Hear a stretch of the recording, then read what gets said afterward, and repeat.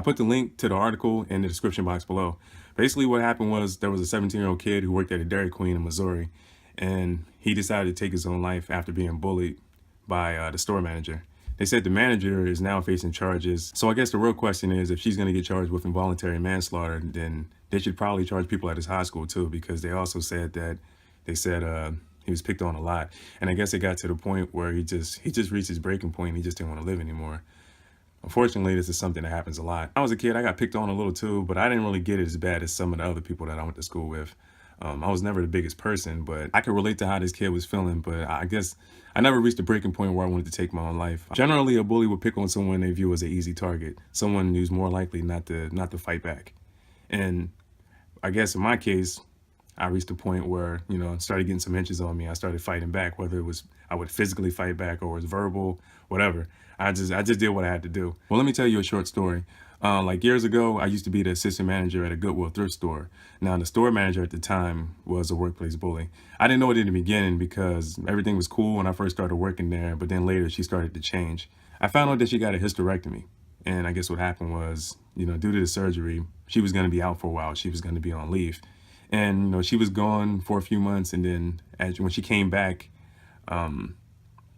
she was just a straight up bitch, man. I don't know if it was that experience that caused her to be that way, or maybe that's just how she was in general. I don't know. All I know is she didn't treat people right. And it wasn't just me, it was my coworkers, and it was also customers who shopped in the store. She pretty much treated customers like they were walking dollar signs. It was all about the money. She was trying to overcharge people. And anyone that shops at a Goodwill store knows that majority of the merchandise in a thrift store is secondhand.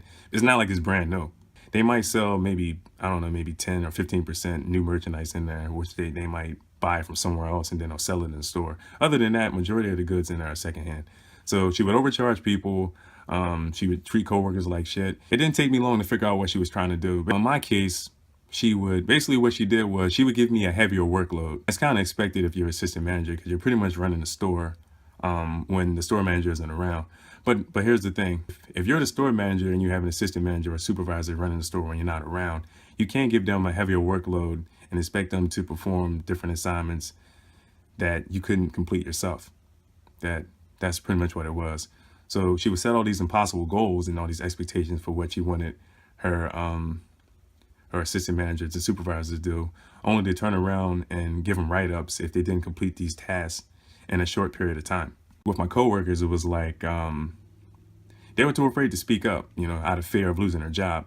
So they never said anything. She was basically just starting a paper trail so that later on down the road, if, you make a mistake or something happens, she can just go back and be like, okay, well, you got written up on this day, you got written up on that day, and then throw it back in your face later and use this as an excuse to fire you later. So this whole paper trail nonsense was just some bullshit, so that way she could have a reason to fire me later on just because she felt threatened. And when I say she felt threatened, what I mean is this. She felt threatened because she didn't want a younger person taking her position. She was afraid that I was going to take her job. At the time, I was about 24, 25 years old, and this woman was damn near pushing 50. And I guess she felt threatened because you got a younger person who can do a better job than you. And I don't know. Some people are like that. When some people are afraid you're going to take their position, take their spot, they get desperate and they do things to eliminate their competition.